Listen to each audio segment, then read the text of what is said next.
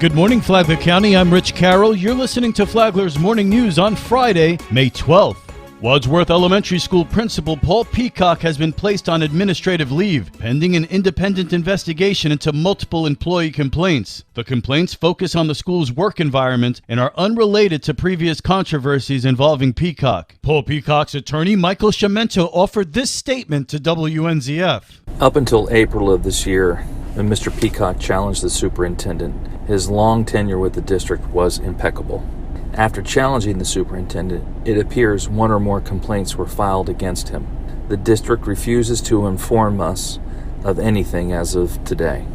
In fact, the district held a closed-door meeting about my client without our knowledge. Obviously, any employee would fear that this is retaliatory in nature.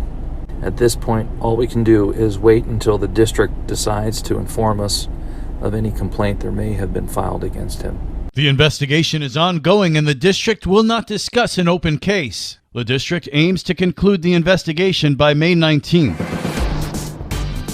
This local news is a service of Flagler County's Toyota dealer, Beaver Toyota US 1 St. Augustine, here to wow you.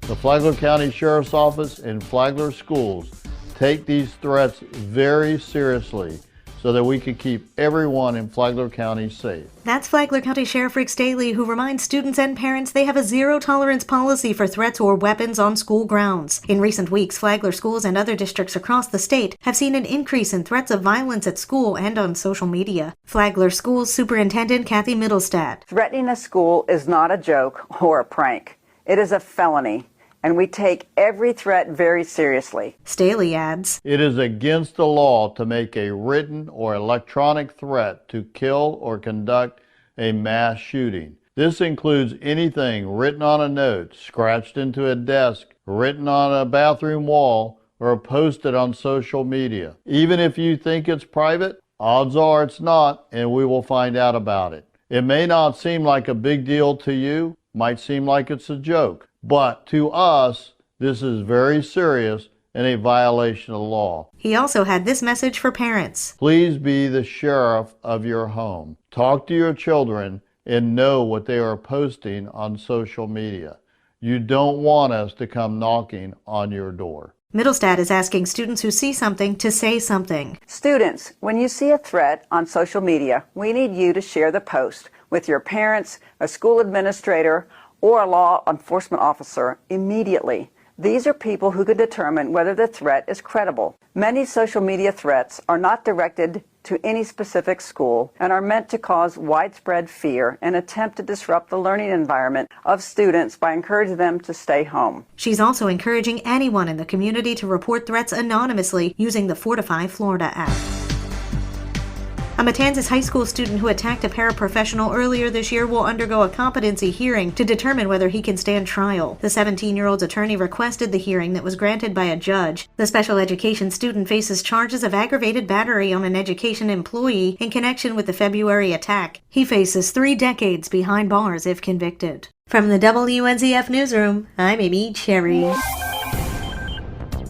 Flagler County Sheriff's SWAT team officers gave an impressive performance in a national sniper competition. Sheriff Rick Staley says Sniper Craft's Sniper Week Team Challenge was held in St. Petersburg and in Clearwater. I'm very proud of our SWAT team and the snipers that are part of our SWAT team who finished in the top 10 of over 40 competing teams from as far away as Hawaii. Staley says while the team does a lot of preparation, he hopes they don't get called into service. But the community should rest assured that your Sheriff's Office SWAT team is prepared for anything that may come their way so that we can rescue you or a deputy or a student from danger. Before the competition, the team attended Sniper Craft's 2-day educational seminar. For Flagler's Morning News, I'm Rich Patchke.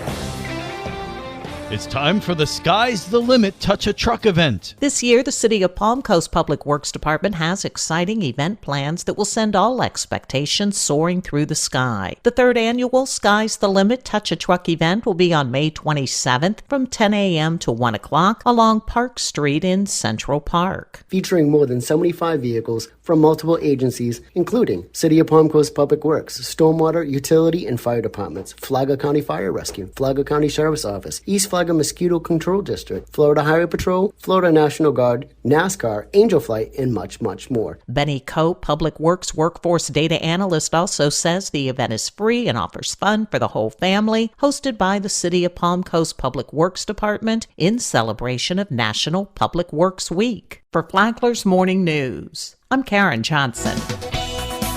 And now you're up to date on Flagler's Morning News. I'm Rich Carroll.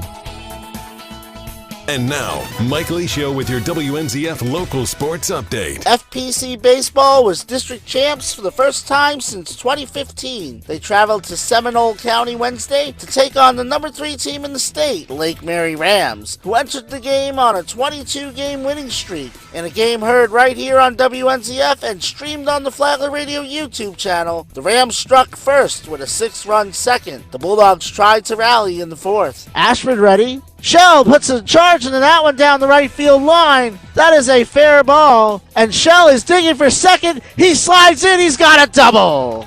Dalton Shell with the Bulldogs' only extra base hit in the game. That rally ended when Shell was called out on a stolen base attempt due to batter's interference. The Rams added 3 runs in the 4th and ended the game with a mercy rule walk-off in the 5th. Final score 10-0. The Rams win their 23rd in a row and advance to host Winter Park in the regional semifinal tomorrow night. Not the result Bulldog coach Kyle Marsh hoped for, but he remained positive. These guys have come a long way. For me, being my first year as the head coach, taking over the program and having a winning record, winning districts, making it to a regional for the first time since 2015, the guys gave it their all this year. They bought in, they trusted us coaches, they gave it all they got. I couldn't be more proud of them. And they put FPC baseball back on the map, and it's a group I won't ever forget. The Bulldogs finished the year 16-13. Bulldogs softball traveled to Lake Mary last night for their first playoff appearance since 2017. After a 2-hour rain delay, 4 Bailey Holmes hits weren't enough as the Bulldogs fell 9-3. They finished 13-5 for their best record since 2012. Both track and field teams continue to prepare for next week's state championship meet at UNF in Jacksonville. Matanzas will have 9 athletes competing next Friday. FPC will have 13 competitors Saturday. FPC tennis player Marcella Warner committed to play at the College of New Jersey last week. WNZF is your home for local sports, with updates Mondays and Fridays. From the Sports Desk, I'm Mike Licio. Listen to News Radio WNZF and Flagler's Morning News anywhere in the world by downloading the Flagler Radio app on your smartphone.